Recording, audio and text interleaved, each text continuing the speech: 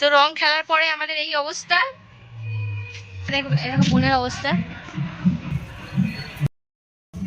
এরকম পুগলাম যে কালকে মুখোশটা কিনেছিল না, তো ওটা পড়েছে, হাতে পিচকারি। পুগলু মুখটা খোল, মুখটা খোল, মুখটার অবস্থা দেখো।